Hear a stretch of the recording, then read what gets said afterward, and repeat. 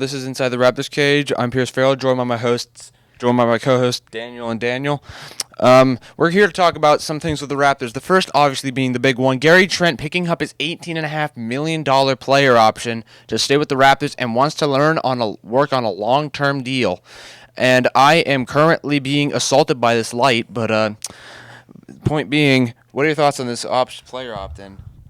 I mean, Trent's a big role player for the Raptors. I think that, he obviously wants his money, and I think that I think that the Raptors should give him a much bigger role in the team throughout the next couple seasons. I would tend to agree on that. What's your thoughts, Daniel? Oh, yeah, Gary Trent stepped up big time for the Raptors following the injuries to Pascal Siakam and Kyle Lowry. They've been really good this year, and Gary Trent, he's been scoring a lot of points. Obviously, he has been scoring a lot of points. He's been averaging 20 points a game. And we have a caller coming in. And as I'm being assaulted by this light, what's your question, sure? Yeah, so I'm a big Raptors guy looking at the team. I like what they're doing. And, they could be a contender in the East very soon. What do you guys think about building around Scottie Barnes? Do you think he can be the centerpiece of this franchise? I think he should be the centerpiece of this franchise. That's not even a question. And as I'm being assaulted by this light, the bright light that's assaulting me is probably dimmer than his future somehow. Scottie Barnes' future is very bright on the Raptors. He's averaging 20 points a game, close to it at least. And I think that as a third-year player, he should be getting more involved, especially with the potential departure of Fred VanVleet.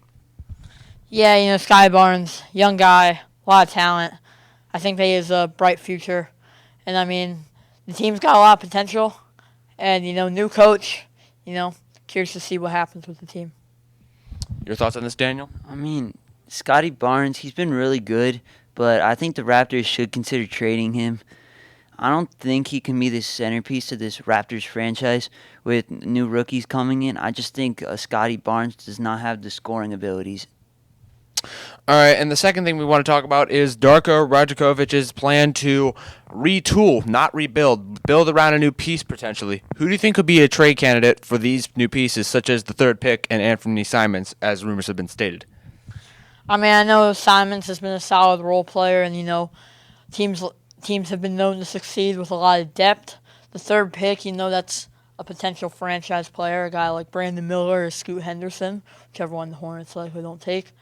It's very interesting, and I'm curious to see, with the retooling process, which is an interesting, not a lot of teams you see really using that. Curious to see how it goes. I am very curious as well, because especially considering the fact that if Fred VanVleet were to leave, they would need another guard to step up and take his place and potentially be a better fit for the Raptors, especially considering how they are using the big system.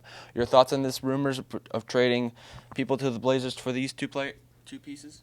Well, unlike Scottie Barnes, Scoot Henderson can actually score the ball. During his time in the G League Ignite this year, he scored 17.6 points per game, had over 6 assists and over 5 rebounds. He can be the centerpiece of this Raptors franchise. Scottie Barnes is not the guy there. I would tend to disagree with you on this, but we're not on a talk show. But that'll do it for Inside the Raptors Cage. I'm Pierce Farrell, hosted by my co-host Daniel and Daniel. We will see you all tomorrow with a new report on what is happening with the Raptors.